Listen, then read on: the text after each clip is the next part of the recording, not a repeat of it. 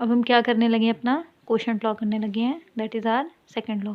इसके अंदर भी दो ही चीज़ें हैं, इफ़ बेसिस आर सेम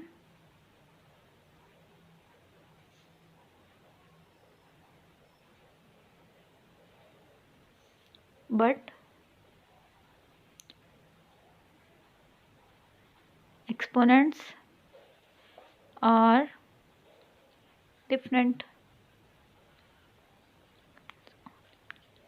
ठीक है, और सेकंड वाला है, ये फर्स्ट वाला था हमारा, और सेकंड वाला है if bases are different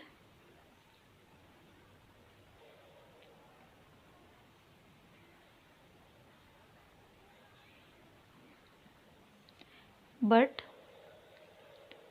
exponents are same।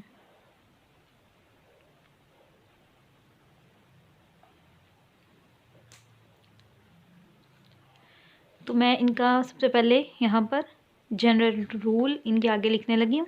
इनका जनरल रूल क्या है, सबसे पहले था इफ़ बेसिस आर सेम, तो मुझे बेसिस को सेम रखना पड़ेगा, ये मैंने बेसिस को सेम रख लिया, बट एक्सपोनेंट्स आर डिफरेंट, तो अब मैं इसके एक्सपोनेंट्स को डिफरेंट रखूँगी। मैं यहाँ पर ले लेती हूँ m into n।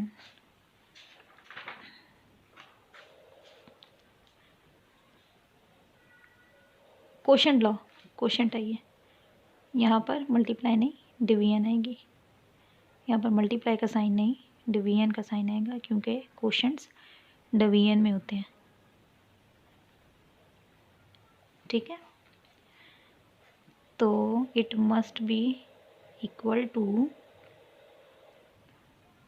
a raise to power m minus n। ठीक, और यहाँ पर if bases are different means यहाँ पर a था और यहाँ पर सेकेंड टर्म हमारी b हो जाएगी, बट एक्सपोनेंट्स आर सेम, तो इफ़ यहाँ पर n है तो मुझे इधर भी n ही लेना पड़ेगा। हाँ, मैंने यहाँ पर फिर मल्टीप्लिकेशन डाल दी है, इट मस्ट बी डिवाइड, क्योंकि कोशेंट लॉ, कोशेंट जो हैं वो डिवीजन में होते हैं यहाँ पर। ठीक है, ये आ जाएगा a ओवर b, और ये n जो है हमारा कॉमन में चला जाएगा। अच्छा, देखा जाए ना तो ये सेम एज मल्टीप्लिकेशन है। ठीक है, वहाँ पर भी हम यही करते थे, वहाँ पर सिर्फ डिफरेंस इतना था कि वहाँ पे मल्टीप्लाई था इनके बीच में। ठीक है, तो हम सेम वेरिएबल को नीचे लिख के, सेम बेस को नीचे लिख के, इन दोनों को पावर्स को आपस में ऐड कर देते थे। तो अगर हम प्रोडक्ट में ऐड करते थे तो हम डिवीजन में ज़ाहिर है उसके रिवर्स काम करेंगे, डिवीजन में रिवर्स काम करेंगे ना, तो हम प्रोडक्ट में इन दोनों की पावर्स को ऐड करते थे, तो यहाँ पर डिवाइड हो रहा है तो हम इन दोनों की पावर्स को आपस में लेस करें, तो एग्जैक्टली वही काम है। यहाँ पर भी यही है, जब उनकी बेसिस जो थी डिफरेंट थी तो हम उनकी पावर्स को बाहर कॉमन में ले लेते थे और अंदर वालों को मल्टीप्लाई करके लिखते थे। ठीक है, तो यहाँ पर हमने इनको डिवाइड करके लिखा है आपस में। ठीक है, और इनकी भी हमने पावर को बाहर कॉमन में ले लिया, तो ये रूल एग्जैक्टली सेम है उसके। ठीक है, सिर्फ फ़र्क यहाँ पर इतना है कि इसके बीच में डिवीजन का साइन है तो हमने यहाँ पर इनको डिवाइड कर दिया, आपस में फ्रैक्शन में लिख दिया। वहाँ पर मल्टीप्लाई का साइन था तो हमने उनको मल्टीप्लाई करके लिखा था, यहाँ पर डिवाइड है तो हमने यहाँ पर माइनस लिख दिया, उधर मल्टीप्लाई था तो हमने वहाँ पर प्लस किया था। ज़्यादा कोई इसमें डिफरेंस नहीं है, सिर्फ डिवीजन और मल्टीप्लिकेशन का डिफरेंस है। अब हम चलते हैं इसकी एग्जांपल की तरफ, एग्जांपल करेंगे तो हमें ज़्यादा अच्छी तरह समझ आएगी।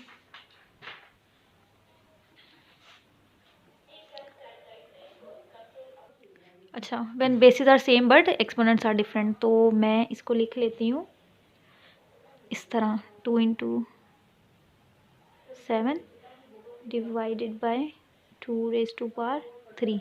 अच्छा, ये ना सेम है, ये सेम है, मतलब अगर मैं इसको इस तरह भी लिखूँ ना, 2 raise to power 7 divided by 2 raise to power 3, तो ये दोनों सेम है, ये दोनों सेम है, चाहे इस तरह लिख लें चाहे इस तरह लिख लें, बात एक ही है। तो मैं इसलिए इसको इस फॉर्म में लिख रही हूँ, इस फॉर्म में लिख रही हूँ, वो नहीं लिख रही।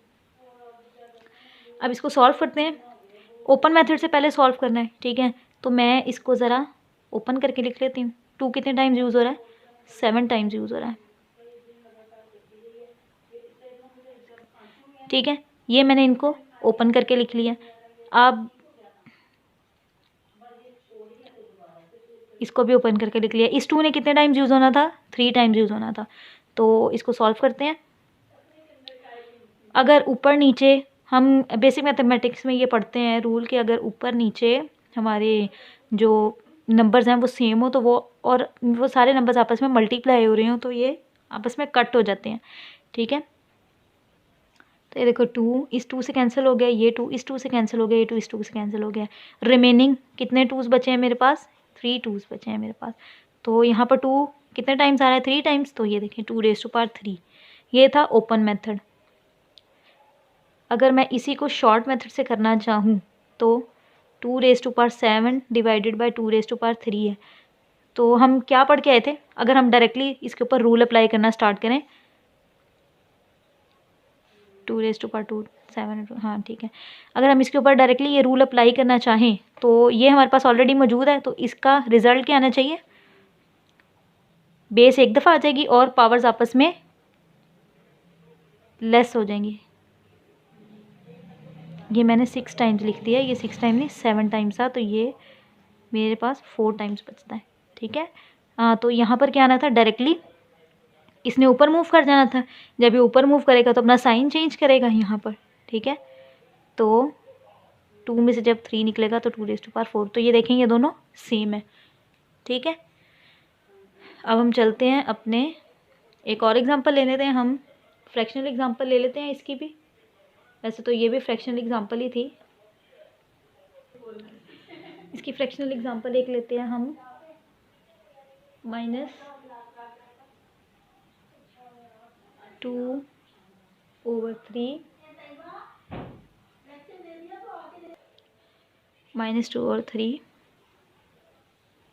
raised to power 5 divided by -2/3 raised to power 2, ठीक है। Bases are same but powers are different, exponents are different. तो मैं इसको पहले ओपन मेथड से करती हूँ।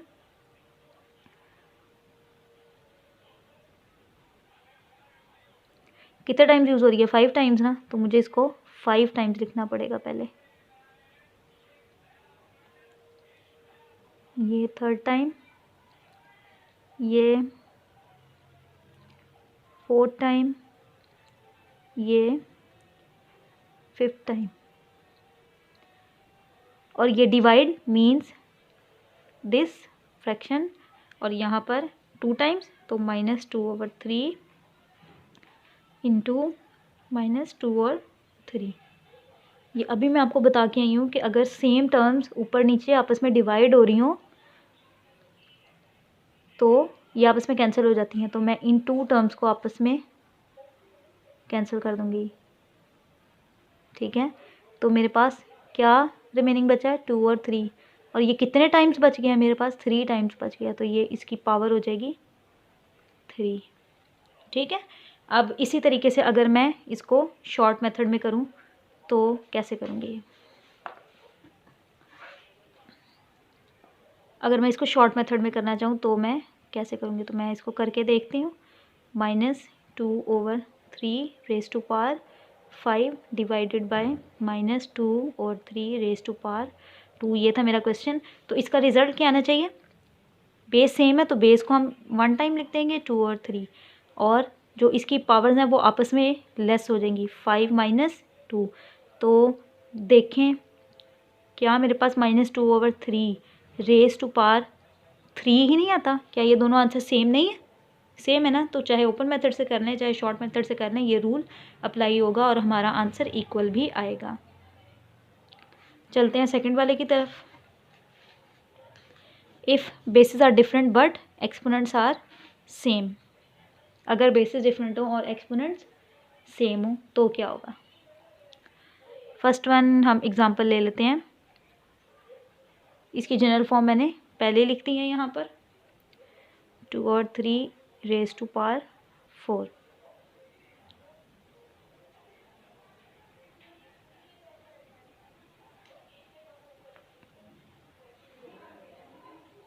ये देखा जाए तो ये किसके इक्वल होना चाहिए, 2⁴ डिवाइडेड बाई 3⁴।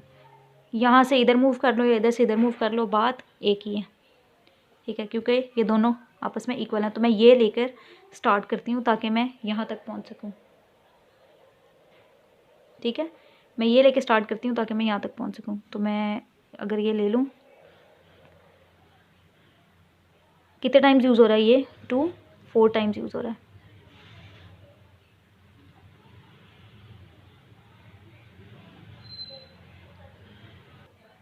ठीक है।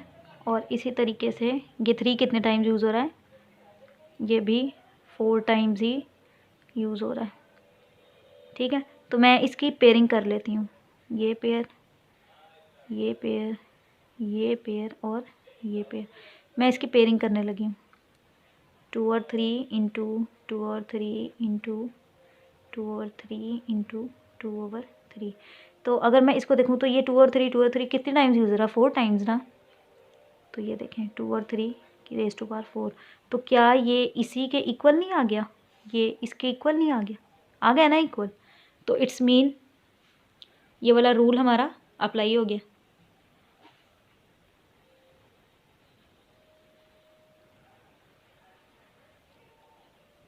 अब मैं अगर एक फ्रैक्शनल एग्जांपल इसकी लूँ तो क्या होगी, x ओवर y, बल्कि अब मैं डायरेक्टली ही ये फॉर्म लेती हूँ, x raise to power 5 divided by y raise to power 5, ठीक है। यही कहा था ना उसने, bases are different but exponents are same. तो बेसिस यहाँ पे डिफरेंट है और एक्सपोनेंट्स इनके सेम है।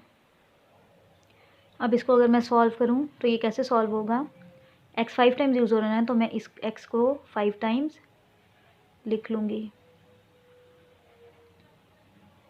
ये मैंने x को 5 टाइम्स लिख लिया। डिवाइड मीन्स फ्रैक्शन में आ गया ये 5, ये y कितने टाइम्स यूज़ हो रहा है, ये भी 5 टाइम y यूज़ हो रहा है। तो यहाँ मैंने इस y को भी 5 टाइम्स लिख लिया। अब मैं अगेन इनकी पेयरिंग करूँगी, ऐसे मैं इसकी पेयरिंग कर लूँगी, x और y इंटू x और y इंटू x और y इंटू x और y into x over y। मैंने इसकी पेयरिंग कर ली है। तो ये कितने पेयर्स आ रही हैं, 5 ना। x और y कितने टाइम्स यूज़ हो रहा है, 5 टाइम्स। तो ये देखें मैं इनकी बेसिस को 1 टाइम लिख लूँगी और इसकी पावर को साथ लिख दूँगी कि कितनी टाइम्स ये यूज़ हो रहा है। यहाँ पर हमारा क्वेश्चन लॉ भी कंप्लीट हो गया है।